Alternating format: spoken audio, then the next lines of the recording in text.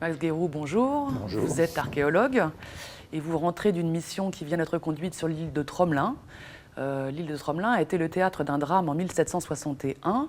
Est-ce que vous pouvez nous raconter un peu l'histoire de ce drame?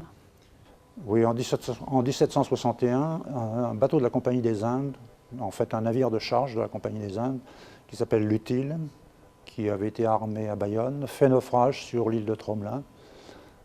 Il se trouve qu'il transportait, en plus de son équipage, des esclaves malgaches qu'il avait été achetés à Madagascar, dans le nord-est de Madagascar, bien qu'on lui ait interdit au départ de l'île de France d'en acheter. Donc en gros, le bateau part de France, de Bayonne, arrive à l'île de France et on l'envoie à Madagascar chercher des vivres. On lui interdit d'acheter des esclaves, ce qu'il fait. Et manque de chance, le bateau s'échoue pendant la nuit sur Tromelin. Et donc, qu'est-ce qui s'est passé? Bon, alors, ce qui se passe, c'est que bon, le naufrage, bien sûr, c'est toujours quelque chose d'à la fois extrêmement brutal et traumatisant. Bien que la mer ne soit pas abominable, le bateau, bien sûr, se disloque pendant la nuit, parce qu'il s'échoue pendant la nuit. Une grande partie de l'équipage réussit à se sauver. Il y a sur 150 membres d'équipage embarqués à l'époque, 18 marins qui se noient. Par contre, pour les esclaves malgaches, c'est très différent, puisque comme le bateau n'était pas équipé pour la traite, c'était un bateau normal, on avait parqué les esclaves, qui est 160 esclaves, dans la cale du navire, et on avait cloué les panneaux de cale de crainte d'une révolte. Et donc au moment du naufrage, bien sûr, on ne s'occupe pas des esclaves, et ils ne réussissent à se sauver que lorsque le bateau se disloque. Donc pratiquement 60 à 80 d'entre eux sont noyés pendant le naufrage. Et donc les hommes d'équipage et les esclaves échouent sur cette île de Tromelin qui ressemble à quoi? C'est une île qui est étrange parce qu'elle elle est extrêmement petite, hein. Elle fait 1 km².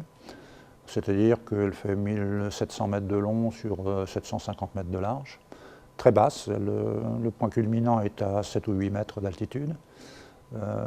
Il n'y a pas d'arbres, il y a des arbustes, mais pas d'arbres. Donc on est vraiment sur l'île déserte type.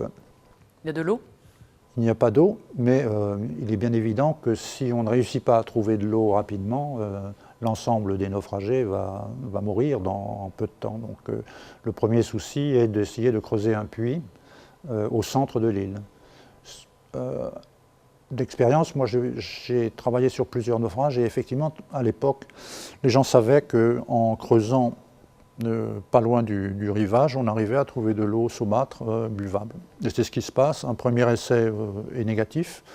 Et au centre de l'île, qui est d'ailleurs une dépression, hein, il creuse un puits et trouve à 5 mètres de profondeur, il trouve de l'eau.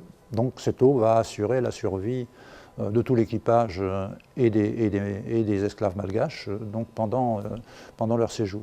Donc à ce moment-là, les marins français, sous l'impulsion du second du navire, parce que le capitaine semble avoir été complètement accablé par le naufrage, donc c'est le second qui entreprend de construire un bateau de fortune avec les débris du bateau. L'équipage d'ailleurs est très peu coopératif et ce sont en partie les esclaves qui aident à construire ce bateau. Et en 2 mois réussissent à construire un bateau qui fait une quinzaine de mètres de long, sur lequel ils entassent tous les marins, tout l'équipage de l'Utile, à l'exception des malgaches qu'on laisse sur l'île.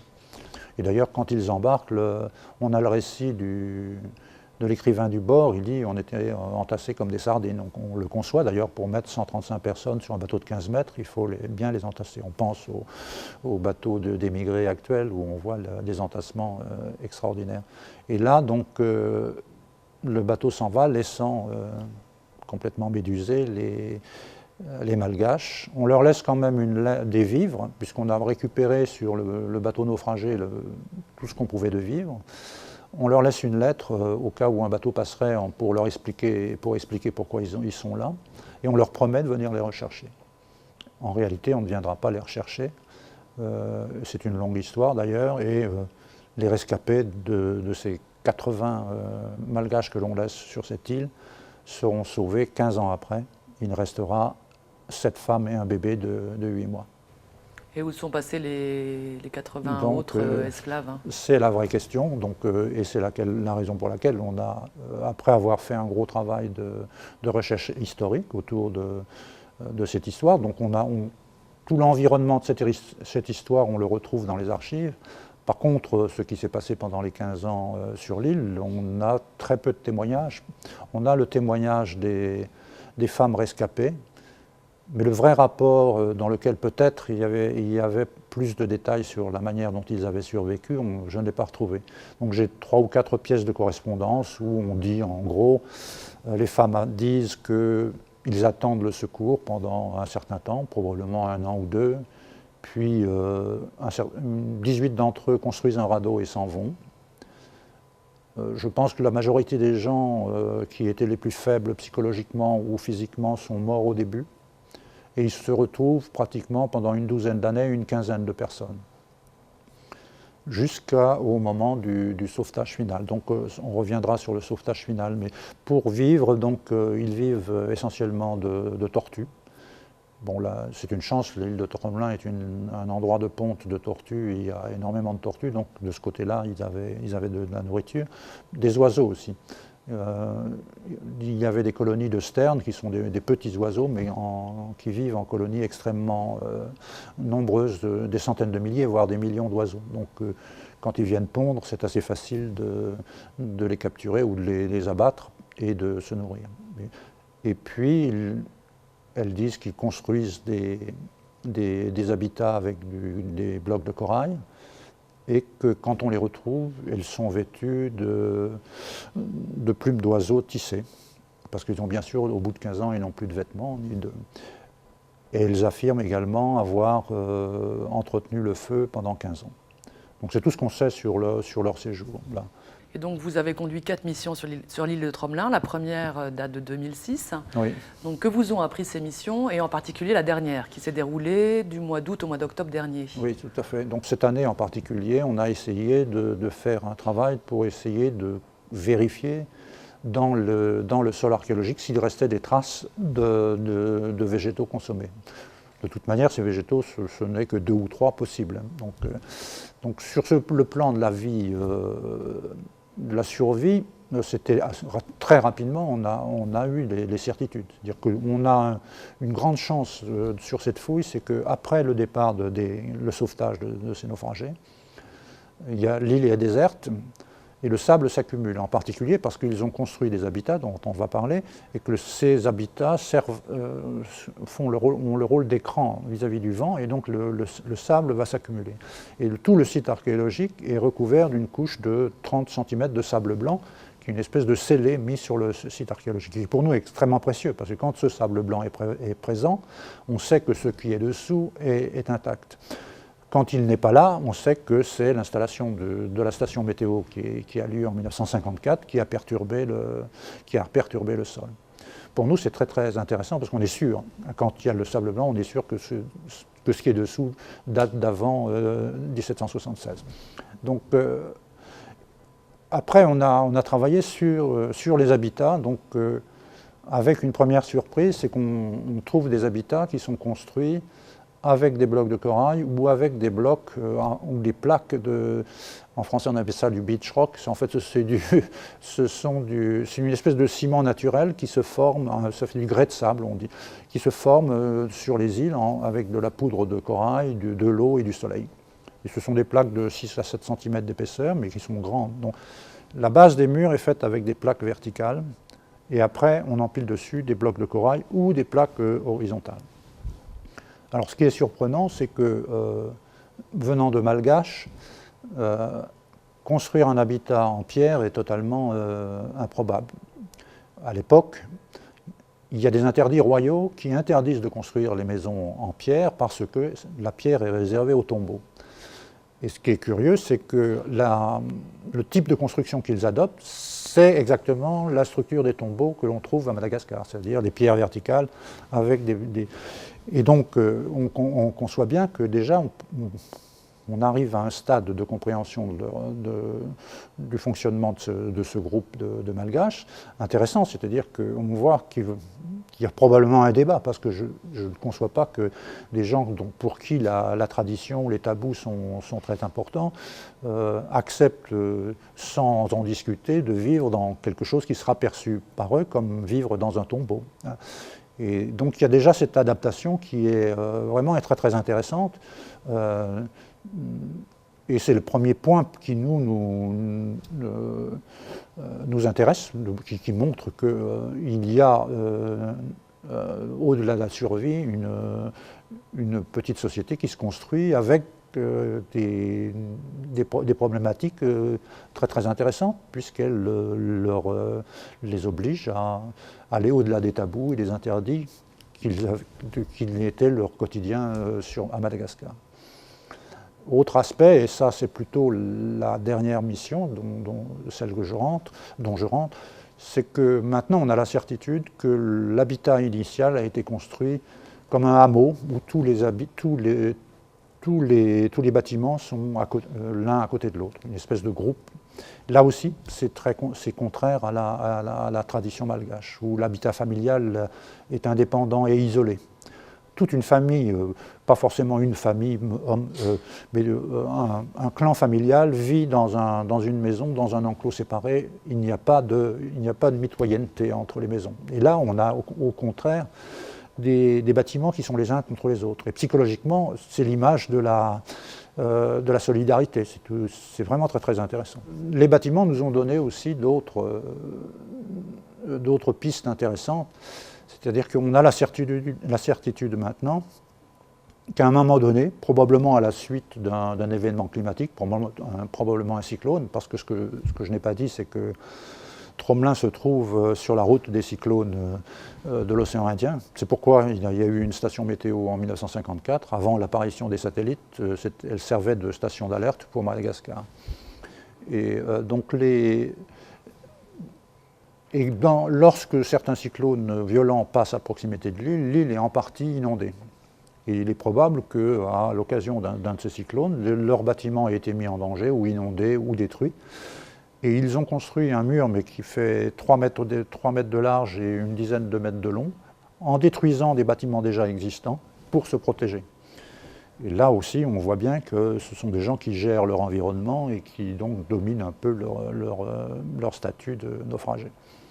Et le feu, qui est une question importante pour des naufragés. Alors le feu, au début, l'affirmation des femmes était intéressante, parce qu'on s'est dit, est-ce qu'elles ont conservé le feu, ce qui me paraissait peu probable, compte tenu des pluies torrentielles qu'il y a quand il y a des cyclones, ou est-ce qu'elles avaient les moyens de le rallumer. Et la première année, en 2006, on a trouvé une pierre à fusil, mais elle était intacte, alors donc ça ne nous avait pas donné de solution. Or, depuis, on a trouvé une dizaine de pierres de silex, mais usées jusqu'à la corde, si j'ose dire, qui font 1 ou 2 grammes, 1 centimètre de large, et on a trouvé des briquets. Les briquets, à l'époque, ce sont des anneaux de fer qu'on passe sur 2 doigts ou 3 doigts, et avec lesquels on tape sur le silex pour faire des étincelles. Donc là, de ce côté-là, on a eu la solution. Plus intéressant, c'est Alors on a eu la chance, en 2008, de trouver la cuisine de ce petit groupe de bâtiments intacte, et avec tout son matériel à l'intérieur bien rangé. Alors ça aussi, c'est une image intéressante, parce que le matériel dans la cuisine est rangé. Donc il y a des gamelles en cuivre, empilées les unes sur les autres, une coquille de triton qui est ces grands coquillages, mais qui a été aménagée en louche sur le dessus. Au centre, il y a 2 grandes bassines en plomb avec des couvercles qui, de toute évidence, servaient à stocker l'eau. Devant la porte, une autre grande bassine en plomb qui sert à stocker l'eau, avec un tuyau écrasé qui servait de louche également. À droite de la porte, quand on rentre, on trouve les cuillères rangées avec des pics qui sont probablement des fourchettes simplifiées. Puis on trouve des hameçons, des crocs, donc vraiment un univers très très bien rangé. Et donc on imagine que des survivants sur un petit espace comme ça doivent s'organiser. peut-être mettre en place certains rituels ou élire des chefs, ou je ne sais pas. Est-ce que vous avez eu des indices sur l'organisation sociale? Alors l'indice d'organisation sociale, c'est, à vrai dire, non. Simplement, il ressort de cette gestion de leurs ustensiles, mais plus encore de leur habitat. Savoir que, en gros, cette année, on a acquis la certitude, bien que ce ne soit qu'une période au niveau archéologique de 15 ans, je veux dire qu'au niveau individuel c'était long, mais au niveau archéologique c'est très court, 15 ans, on a 4 stades d'occupation différents. On a le premier stade sans rien, c'est-à-dire qu'il est probable qu'il commence par s'installer sous la tente. Un cyclone survient qui est marqué dans le sol, qui leur emporte probablement leur habitat léger. Et à ce moment-là, ils se mettent à construire leur premier bâtiment. Mais les premiers bâtiments sont détruits assez rapidement. On ne sait pas s'ils ont été détruits, et c'est peut-être les deux d'ailleurs, par un accident climatique, et eux, à ce moment-là, reconstruisent autrement. Cette année, ce qui est original, c'est qu'on a trouvé 2 pans de mur, malheureusement, qui s'enfilent sur un bâtiment moderne, donc on n'a pas pu fouiller complètement, le bâtiment complètement, mais qui sont complètement inclus dans le sol archéologique, c'est-à-dire qui ont été détruits pendant leur présence. Et comme c'est détruit, c'est arasé, l'image, c'est plutôt que peut-être que le bâtiment a commencé à être détruit par un événement climatique, mais qu'après ils l'ont démonté pour reconstruire ailleurs. Puis après, il y a la construction de ce hameau, là, il y a une dizaine de bâtiments groupés, puis la construction de ce mur imposant au centre de ce hameau. À une époque, probablement, ils n'étaient plus très nombreux et où ils n'utilisaient pas la totalité des bâtiments. Quant à savoir s'il y avait un chef ou pas un chef, ça ne c'est pas possible. Le seul élément intéressant sur leur psychologie, c'est la découverte de bijoux. Cette année, on trouve une bague faite d'un fil de cuivre, c'est-à-dire qui fait 1 millimètre d'épaisseur, une bague ouverte, et une petite chaînette faite avec un fil de cuivre dont les mailles sont en forme de S. Donc là aussi, c'est pareil, on voit que c'est un bijou très, très, très humble, mais qui marque bien que, puisqu'il n'y a presque plus que des femmes à la fin, qu'elles ont accepté leur statut et qu'elles construisent une vie comme elles peuvent, mais avec des indices de vie normale, quoi. Enfin normale entre guillemets, quoi. Donc le calvaire va durer 15 ans. Pourquoi et comment cela va-t-il se terminer? Ça se termine d'une manière qui, moi, au début, m'a paru étrange, mais en fait, qui s'explique par l'insistance du premier lieutenant à essayer d'obtenir qu'on envoie des secours pour voir s'il y avait des rescapés sur l'île. Donc, au départ, le gouverneur refuse et n'envoie pas de bateau. Et il se trouve que 11 ans après, donc l'idée ne l'a pas quitté, le premier lieutenant s'adresse au ministre de la Marine en disant « Je vous écris par humanité, il faudrait absolument envoyer un bateau pour vérifier qu'il n'y a pas de rescapés sur l'île de Tromelin. » Et apparemment, le ministre va accepter de considérer l'affaire, demande un rapport, et probablement, mais ça je n'ai pas retrouvé encore, mais donne des ordres pour qu'on envoie un bateau pour voir s'il y a des rescapés. Alors en ce qui concerne les bateaux qui viennent pour le sauvetage, il y aura eu donc 3 bateaux qui ne réussissent pas à sauver les rescapés. Et finalement, c'est la Dauphine, qui est une corvette de la Marine royale, commandée par Tromelin, donc qui va donner son nom à l'île, qui réussira à récupérer les naufragés. Bon, d'abord, il s'est instruit des échecs précédents. Il a embarqué une pirogue qui va permettre de faire le transfert plus facilement. Et donc les 7 femmes et le bébé vont être ramenés à l'île de France, donc qui est l'île de Maurice actuelle. Et le petit garçon va être baptisé. Sa mère et sa grand-mère, qui font partie des rescapés, vont être pris en charge par le gouverneur dans sa maison civile. Voilà. Et donc à leur retour, les 8 rescapés sont accueillis avec bienveillance? Plutôt, oui. D'abord, ce qui est assez extraordinaire, c'est que j'ai retrouvé le certificat de baptême du petit garçon, qui s'appelle bien sûr Moïse, et qui a le nom du gouverneur, le prénom du gouverneur. Donc le gouverneur prend en charge dans sa maison civile le bébé, sa mère et la grand-mère. Et sur ce certificat de baptême, on apprend que la mère est bien sûr. Les esclaves sont systématiquement débaptisés, donc ils ont un nom malgache, mais quand ils arrivent, on oublie le nom malgache et on leur donne un nom. Elle s'appelle Ève, et la grand-mère est baptisée Dauphine du nom qui les a sauvés. Donc voilà l'histoire du sauvetage qui n'est pas inintéressante. Et donc on propose aux femmes de les ramener à Madagascar et elles refusent. Et ça se comprend, c'est-à-dire que d'une part, elles n'ont aucune envie de retourner dans un circuit où elles risquent de nouveau d'être esclaves, mais surtout, à Madagascar, c'est une infamie, c'est-à-dire avoir la marque ou être perçu comme un esclave, c'est être rejeté dans la société, donc elles ne veulent pas retourner à Madagascar. Et donc, où ces femmes vont-elles aller vivre? Elles vont rester à l'île de France, qui est l'île Maurice actuelle. Donc j'ai dit le bébé, la mère et la grand-mère dans la maison du gouverneur, et les autres, je pense, vont être employés comme quasi-esclaves, parce qu'elles ne seront pas esclaves, mais elles sont affranchies, et leur statut est un statut de domestique ou quelque chose comme ça. Du point de vue de la généalogie, il y a un événement important, c'est-à-dire qu'un jour, je reçois un email d'une jeune femme, qui habitait en France d'ailleurs, et qui me dit « Est-ce qu'un esclave peut porter le nom du bateau qui l'a transporté ?» Alors j'ai dit, je ne sais pas, mais dans notre cas, bien que ce ne soit pas un navire négrier, la grand-mère est baptisée du nom du bateau qui l'a ramené. J'ai dit, mais pourquoi vous me demandez, vous posez cette question? Il me dit, parce que ma grand-mère s'appelle Lutile, qui est le nom du bateau qui a fait naufrage. Et effectivement, elle était très apparemment... Elle posait ces questions avec beaucoup de discrétion, des petites phrases, et elle ne s'étendait pas beaucoup sur la question. Mais on réussit à échanger pendant une demi-douzaine de messages. Et je lui demande, est-ce que ça vous intéresse qu'on mette cet échange sur le forum de notre site? Parce que ça me paraît intéressant, votre question et vos réponses. Et elle me dit, non, surtout pas.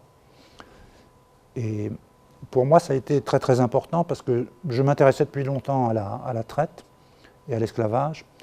Et pour la première fois, j'avais vraiment une vraie raison de travailler à essayer d'élucider, de parler de ça. Quand je me suis rendu compte qu'une personne qui pourtant était descendante au 4 ou 5e degré d'esclave refusait qu'on en parle, de peur de paraître, d'être perçue comme une esclave. La même réaction d'ailleurs que les femmes à qui on propose de retourner à Madagascar. Et donc, 300 ans plus tard, on a la même réaction. Donc, ce qui m'a motivé de plus en plus pour continuer dans cette voie-là. Et je crois que s'il y a une vraie raison de continuer à parler de l'esclavage sans parler de problèmes politiques ou de victimisation de population, c'est bien pour redonner aux gens qui ont ces réticences la parole et la possibilité d'accepter qu'ils sont descendants d'esclaves. Guérou, merci beaucoup. Merci.